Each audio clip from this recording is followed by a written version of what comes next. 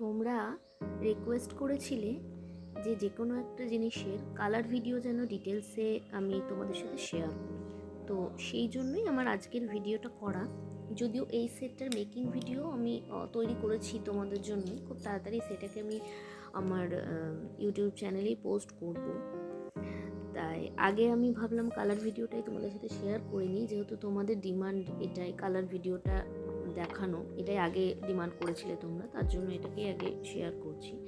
দেখো, ফার্স্টে আমাকে কি কালার আমি করব, সেই সমস্ত কালারগুলোকে আমি মোটামুটি একটা জায়গায় এখানে আমি করে এনেছি, যাতে আমি বুঝতে পারি যে কি শেড করব এবং কোন কালারগুলোকে আমি আগে অ্যাপ্লাই করব এবং কোন কালারগুলোকে আমি পরে অ্যাপ্লাই করব।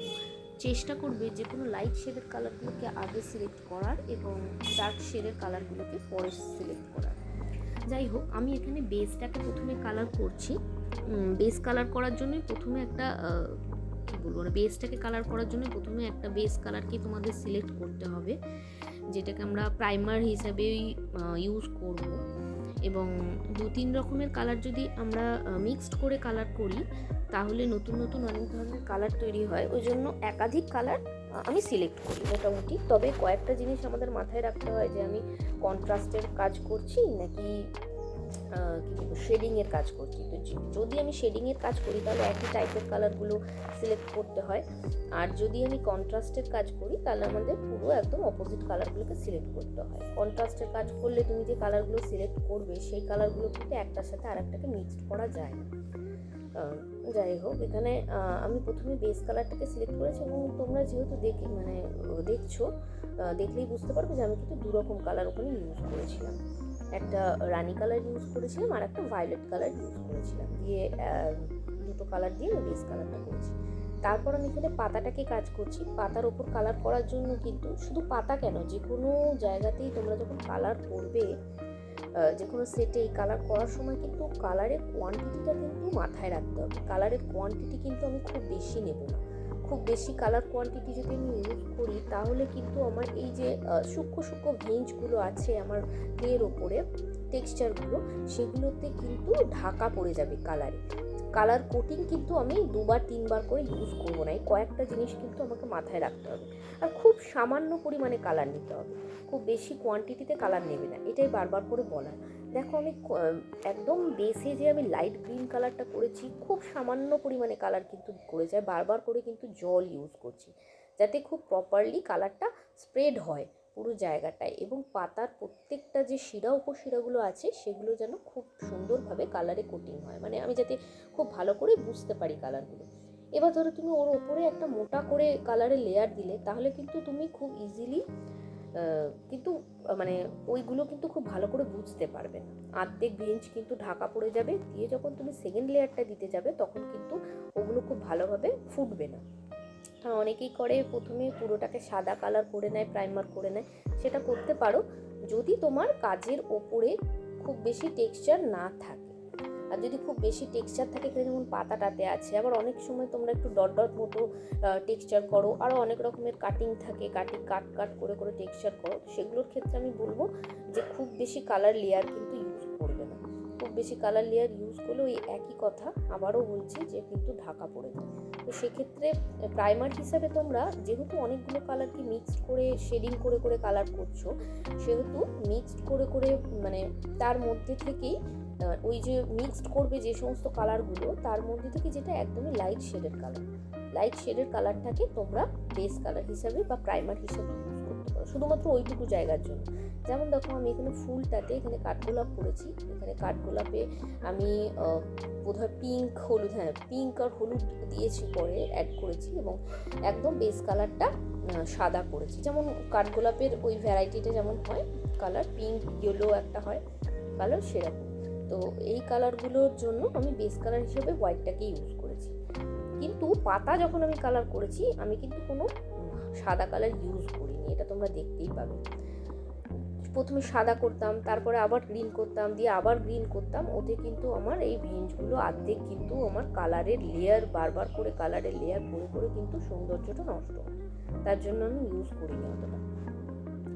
তো এবার যে বেস কালারটা দিয়েছি এখানে, বেস কালারটা আমাকে একটুখানি শুকোনোর জন্য কিন্তু ওয়েট করতে হবে। এখানে যেমন হলুদ কালারটা করার পর, সাদা কালারটা করার পর আমি কিন্তু বেশ কিছুক্ষণ ওয়েট করেছি। মোটামুটি 5 মিনিট মতো তোমাকে কিন্তু ওয়েট করতে হবে। সেটা ওয়েদারের উপর ডিপেন্ড করছে কোন সময় তাড়াতাড়ি শুকোবে, কোন সময় লেটে শুকোবে কালার। তো মোটামুটি ভালো করে কিন্তু শুকিয়ে যাওয়ার ওয়েট করতে হবে, না হলে তুমি এর ওপর থেকে যাই কালার করো না কেন, আমি ইয়েলোটা করেছি বা এখানে যদি আমি অন্য কালার করতাম তাহলে আমার অসুবিধাটা কী হতো, তাহলে আমি এখানে যাই কালার ইউজ করি না কেন একটা কিন্তু যেহেতু যে কোনো কালারের সাথে আমি হোয়াইট মিশালে যেমন একটু ফেড হয়ে যায় কালারটা, একটুখানি কি বলবো কালারটা লাইট টোন চলে আসে, তো সেটা কিন্তু হয়ে যেত। তো আমি সেটা করতে চাইছি না, আমি এটাকে উজ্জ্বল কালার একটা করতে চাইছি। তার জন্য আমাকে কিন্তু ব্যাকের এই বেস কালার সাদা কালারটাকে কিন্তু ভালো করে শুকোতে হবে, তার জন্য কিন্তু সময় দিতে হবে। তাড়াহুড়ো করে কিন্তু কোনো কিছুই হবে না। যেহেতু কাজটা দেখে কিন্তু খুবই ছোট মনে হচ্ছে, কিন্তু কাজটার জন্য কিন্তু যথেষ্ট সময় দিতে হবে রং করার জন্য। আর দেখো এরপরে সাদা রঙটা শুকিয়ে যাওয়ার পর আমি এখানে হলুদ দিয়েছি। তারপরে হলুদটাও আমাকে কিছুক্ষণ সময় দিতে হবে, 2-3 মিনিট মতো তো শুকোতেই হবে, না হলে আমার এই যে রানি কালারটা আমি এখানে ইউজ করছি ডার্ক পিঙ্কটা, সেই পিঙ্কটা কিন্তু আমার হলুদের সাথে খুব মানে একদমই কি বলবো মিশে গিয়ে একটা অন্যরকম একটা কালার চলে আসবে। ওই সুন্দর উজ্জ্বল যে কালারটা হয় পিঙ্কের উজ্জ্বল কালারটা, সেটা কিন্তু হারিয়ে ফেলবে পিঙ্ক কালার। তার জন্য আমাকে ওই হলুদ কালারটাকেও শুকোনোর অপেক্ষা করতে হবে। তো মোট কথা একটা কালার যখন তুমি করলে, সেই বেস কালার বলো তার ওপরে যখন আর একটা কালার দিচ্ছ, তো তখন শুকোনোর জন্য কিছুটা অ্যাটলিস্ট 75% তোমাকে ড্রাই হওয়ার জন্য একটু টাইম দিতে হবে। যদিও ফেভিক্রিলের যে কালারগুলো সেগুলো কিন্তু একটু তাড়াতাড়ি ড্রাই হয়, আর ক্যামেলের যে কালারগুলো হয়, ক্যামেলের কালারগুলো কিন্তু একটু স্লো ড্রাই, মানে একটু আস্তে শুকোয়। সেগুলো তুমি সেই যে কোনো কালারই যদি ইউজ করতে পারো যে কোনো কোম্পানি, তাও এগুলো একটু মাথায় রাখলে মোটামুটি হয়ে যায়।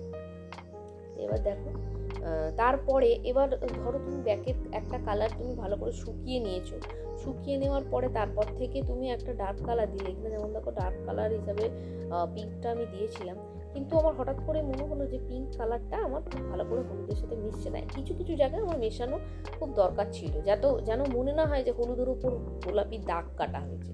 আমার তো মানে খুব এজগুলোকে মানে কালার যেখান দিয়ে করেছি সেগুলোকে তো একটু সুন্দরভাবে মিশিয়ে দেওয়ার দরকার আছে। তো সেক্ষেত্রে যদি মনে হয় যে মিশছে না, যেহেতু ব্যাকের কালারটা আমার শুকিয়ে গেছে অন্য কালারটা, তাই তো আমার খুব ভালো করে মিশবে না, তখন আমি কি করব, তখন আমি সামান্য জল দিয়ে বা ওই যে লাইট শেডের কালারটা ছিল, যে কালারটা তোমার অলরেডি শুকিয়ে গেছে, খুব সামান্য পরিমাণে নিয়ে সেই যে জায়গাটায় আমি কালারটাকে মিক্সড করতে চাইছি সেই জায়গাতে আস্তে আস্তে আমার কিন্তু মিক্সড করে দিতে হবে অ্যাপ্লাই করে। এবং খুব অল্প পরিমাণে কালার নিয়ে আমি কাজ করছি, বারবার করে দেখতেই পারো। সব থেকে বেটার হয় তোমরা যদি একটা কালার প্যালেট ইউজ করো। আমার কাছে এই মুহূর্তে ছিল না, আমার কালার প্যালেটটা মানে খুবই খারাপ অবস্থা আর কি, খুব বারবার করে কালার করে করে সেটার 12টা বেজে গেছে। তো তার জন্য সরি যে আমি তোমাদেরকে নিজে বলছি কিন্তু সেটাকে ইউজ করতে পারছি না। আমি ডাইরেক্ট এই কালারের আমার একটা ঢাকনা ছিল পুরনো, যেটার ওপরেই আমি মানে মোটামুটি সব রকম কালার মিশিয়ে এরকম পুরনো ঢাকনা তোমরা অনেক পাবে, বা পুরনো কিছুর ওপরে রেখে তোমরা কালারগুলোকে মিক্সড আপ করে নিতে পারো। সেইভাবে করে করে আমি কিন্তু কাজগুলো করছি, মানে ইউজ করে নিচ্ছি জিনিসগুলো, আর কিছু না। দেখো যতক্ষণ না কালারটা আমার প্রপার আসছে ততক্ষণ আমাকে করে যেতে হচ্ছে, না হলে নিজের স্যাটিসফ্যাকশান না থাকলে কালারের আমি কিন্তু জিনিসটাকে খুব ভালোভাবে কিন্তু ফুটিয়ে তুলতে পারবো না। মানে নিজের যদি ভালো না লাগে নিজের চোখে, ততক্ষণ কিন্তু আমি আনতে পারবো না, মানে ফাইনাল লুক কিন্তু আমি দিতে পারবো না সেটা। তো তার জন্য একটু অপেক্ষা করে করে ধৈর্য ধরে ধরে তোমাদের কাজ করতে হবে। এবং ওই যে বললাম অনেক সময় তোমাদের এটা একটা ইস্যু ছিল, অনেকেই শুনেছি আমি কথাটা, মানে অনেকেই আমাকে বলেছো করতে করতে, দিদি কালারের ভিডিও দেখাও, আমার কালারটা না ঠিক ব্রাইট হচ্ছে না, কালারটা একটু ডাল হয়ে যাচ্ছে। তো সেটার কারণ এক নম্বর কারণ এটাই বলতে পারো যে তোমরা কিন্তু একটা কালার না শুকিয়ে আর একটা কালারকে অ্যাপ্লাই করে দিচ্ছ তার উপরে। তার ফলে কি হচ্ছে, একটা কালারের যে নিজস্ব ব্রাইটনেসটা থাকে, যদি তোমরা ব্রাইট কালার, যেহেতু নেক পিস বানাচ্ছি অনেকে ব্রাইট কালার সিলেক্ট করে, অনেকে একটু ডাল কালারগুলোই মানে ম্যাট ফিনিশিং ডাল কালার একটুখানি সিলেক্ট করে, প্যাস্টেল কালার যেগুলোকে বলে সেগুলোকে সিলেক্ট করে। তো যে কালারটা যেরকম, মানে প্যাস্টেলের তো প্যাস্টেল ওই টাইপের লুক আসবে, কিন্তু ব্রাইট কালারগুলো যেন ব্রাইটই হয়, সেগুলো যেন আমার ওই প্যাস্টেল কালারে বা ওই ডাল কালারগুলোতে যেন আমার ট্রান্সফার যেন না হয়ে যায়। তো সেই জিনিসটা আমাকে মাথায় রাখতে হবে যে না, আমি কোনটাকে ইউজ করছি, আমি একটা কালারকে ইউজ করছি, কালার করার পর আমার সেটা অন্য কালারে কনভার্ট হয়ে গেল, সেই জিনিসটা যেন না হয়। তার জন্য ধৈর্য ধরে ধরে কাজ করতে হবে। বরং তোমার যদি মনে হয় যে খুব হয়ে গেলে, এখানে দেখো আমার শুকিয়ে যাওয়ার পর আমার মনে হচ্ছিলো হলুদ কালারটা ডাল হয়ে গেছে, একটু ফেড হয়ে যাচ্ছিলো, আমি ওখান থেকে আবার কিছুটা হোয়াইট কালার ইয়েলো কালার করে দিয়েছি, সরি ওটা হোয়াইট হবে না, ওটা ইয়েলো হবে, ইয়েলো কালার করে দিয়েছি। তো সেইভাবে তোমরা করে নিতে পারো। মুখ কথা একটু শুকোনোর টাইম দিতে হবে, একটু না শুকোলে তুমি নেক্সট কালারটা কিন্তু অ্যাপ্লাই করতে পারবে না। Sorry for the background noise, এখানে আশেপাশে খুবই আওয়াজ হচ্ছে, তার মধ্যে আমি চেষ্টা করলাম যতটুকু বলা। তোমরা দেখো কতটা কি বুঝতে পারলে।